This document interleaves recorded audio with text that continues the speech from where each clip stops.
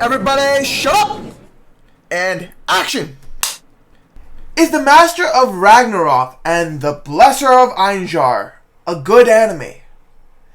It was mid. Alright, so this is the anime about a guy who's been unwantingly transported into a brand new world that feels like it's the same world that they live in, but way in the back in a completely different time period in history. Yeah, it's instead of an isekai transporting yourself into a new world, you're transported back in time a long way back in like ancient history, where for some reason in a world where there's no magic or no powers, none of that, we're transported to a time where magic once existed in our realm.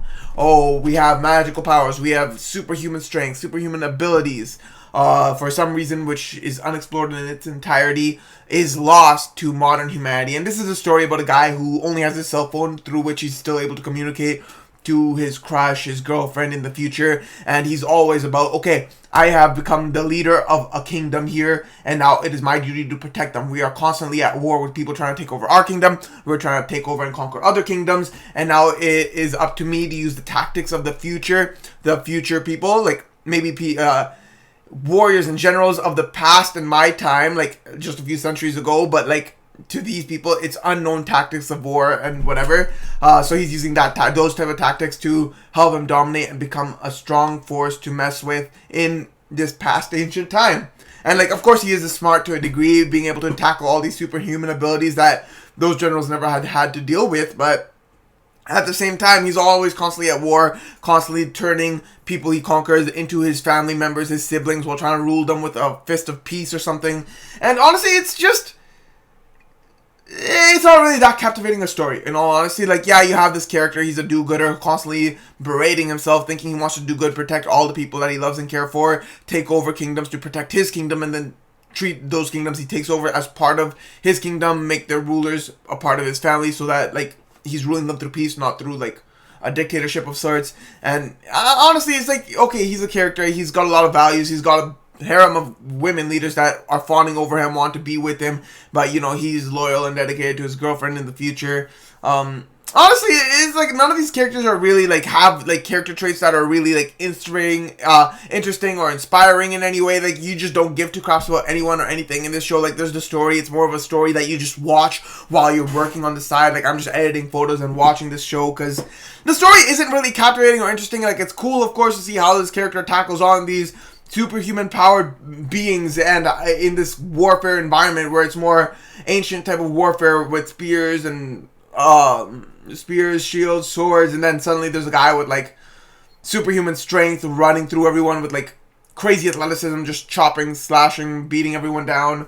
Honestly, it's nothing like some of the fight scenes are honestly pretty badass to watch, and you kind of stop, put everything down, and just sit and watch. But like, besides those fight scenes, it's like, okay, you got the pride of a warrior here, you got, oh, I'm in love with you here, I'm in love with you here, oh, let me wash your back, oh my god, we're doing all these romance type scenes, oh yeah, I know we'll never have you, but come on, like, you sure you don't want to be with me? Oh my god, oh yes, I need to protect my family, oh, you go on after, it's like, this guy, he's like a noble sort of guy, like, he's not noble as in like nobility type person, like noble in like a personality trait where he's like, he's very caring towards all his people, and like that's something you can respect, that like, oh my god, he's caring for his fellow leaders. He doesn't like slavery exists in this world, how he's tackling slavery, even though that's like in a minor way.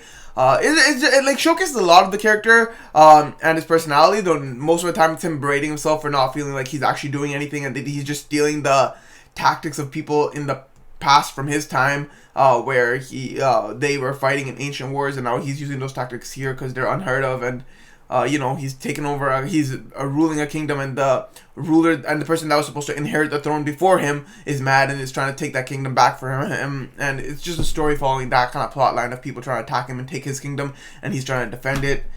And honestly, it's just a really stale story. That is all I really want to say. It's a stale story with there are traits about this character which is like, okay, I can respect it, but it's like the character himself isn't one that's inspiring you in any way or captivating your interest. Like, I need to see how this character conquers anything.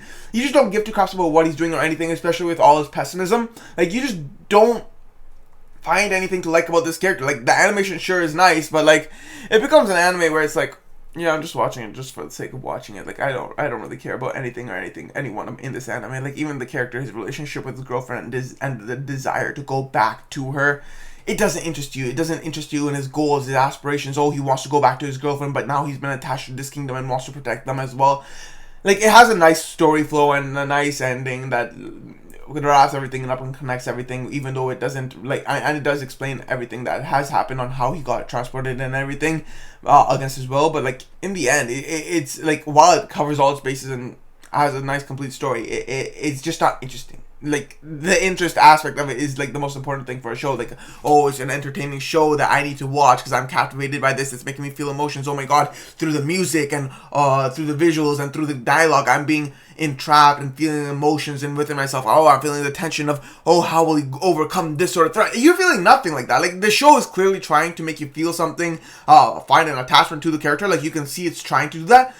But you just don't find any sort of attachment or thrill in this show or feel any sort of tension. You're just there watching and then you just don't give two craps and just go back to doing what you're doing and just listening and watching on occasion while you're doing your work. And it is honestly the entirety of the show, and that's all there really is to it. I give it a solid 55%.